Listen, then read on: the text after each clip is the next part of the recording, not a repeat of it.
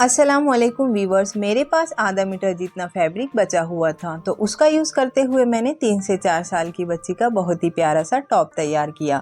अक्सर हमारे ड्रेसेस से इतना फैब्रिक बच जाता है तो आप भी उसे ज़ाये किए बिना इस तरह के प्यारे प्यारे टॉप तैयार कर कर अपनी बच्चियों को पहना सकती है। तो चलिए फिर कटिंग और स्टिचिंग का प्रोसेस शुरू करते हैं। टॉप कटिंग के लिए हमने 14 इंच चौड़ाई और 18 इंच लंबाई में फैब्रिक के 2 पीसेस ले लिए हैं। इन्हें सेंटर से फोल्ड करेंगे इस तरह से। यहाँ पर हम सबसे पहले शोल्डर की मार्किंग करेंगे। हम शोल्डर 5.5 इंच पर मार्क करेंगे और आर्म होल भी हम 5.5 इंच पर ही मार्क करेंगे।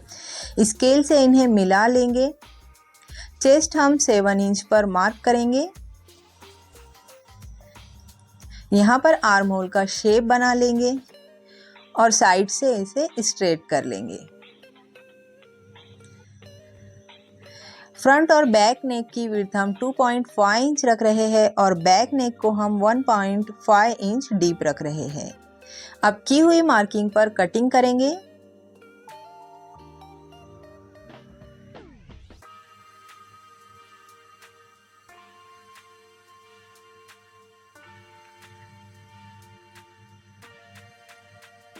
हाफ इंच शोल्डर को डाउन करते हुए कटिंग करेंगे। टॉप के बैक पार्ट की कंप्लीट कटिंग हो चुकी है। अब हम फ्रंट नेक को मजीद 1 इंच डीप कटिंग करेंगे। ये टोटल 2.5 इंच हो जाएगा। फ्रंट आर्म होल को हाफ इंच डीप कटिंग करेंगे।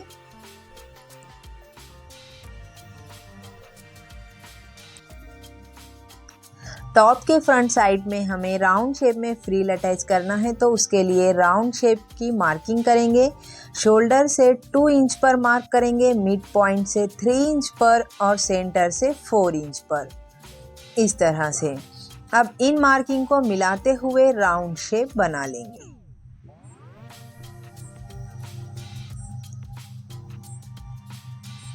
अब इसे राउंड शेप में कट करेंगे।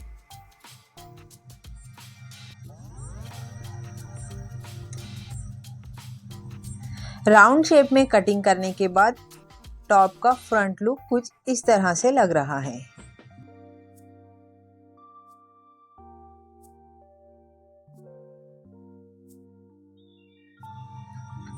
स्लीव्स कटिंग के लिए हमने 12 इंच चौड़ाई और 13 इंच लंबाई में फैब्रिक के 2 पीसेस ले लिए हैं।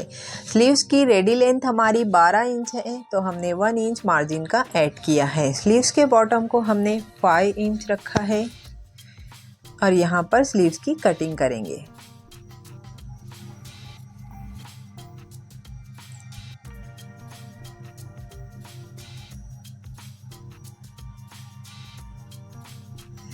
फ्रिल के लिए हमने 31 इंच चौड़ाई और 3 इंच लंबाई में फैब्रिक के 2 पीसेस ले लिए हैं। स्टिचिंग में हमने फ्रिल के एक साइड पर सिलाई लगा दी है और दूसरे साइड पर सिलाई लगाकर फिर धागा खींचकर फ्रिल बना ली है और योक पार्ट के राउंड जितना उसे एडजस्ट कर लिया है। योक पार्ट पर हमने पीछे से कैनविस को प्रेस से बिठा दिया है।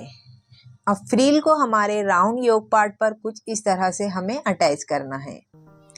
यहाँ पर हमने अटैच कर लिया है और पीछे की साइड सिलाई को ऊपर दबाते हुए प्रेस भी लगा दी है। अब हमें योक पार्ट को मेन पार्ट से कुछ इस तरह से अटैच करना है। अब वो सिलाई लगाते वक्त हिले डुले ना, उसके लिए हम उसे बॉल पिन से अटैच कर रहे हैं ताकि हमें सिलाई लगाने में आसानी हो और सिलाई एकदम फिनिशिंग से लग जाए। अब यहाँ से हमें बाहर से सिलाई लगाना है। हमने सिलाई लगा दी है एकदम फिनिशिंग से, आप देख सकते हैं। अब हमने प्लेकेट के लिए 2.5 इंच चौड़ाई में इस तरह से फैब्रिक लिया है और उस पर प्रेस से कैनविस को बिठा दिया है। अब हम प्लेकेट कुछ इस तरह से बिठाएंगे जिस तरह से वीडियो में बताया जा रहा है। ओपन साइड दोनों की हमने अपोजिट साइड रखी है और हाफ इंच पर नीचे से इस तरह से सिलाई लगाना है सेंटर से। यहाँ पर हमने सिलाई लगा दी है। अब हमें सेंटर से कट करना है।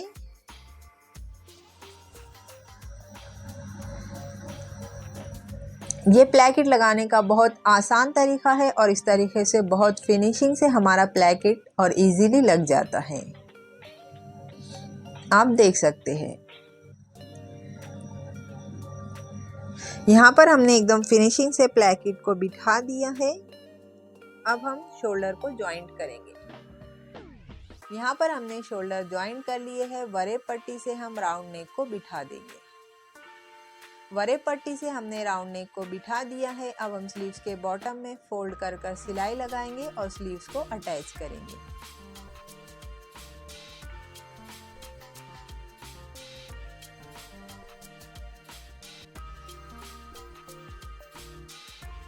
यहाँ पर हमने स्लीव्स को अटैच कर लिया है। अब हम फिटिंग की सिलाई लगाएंगे।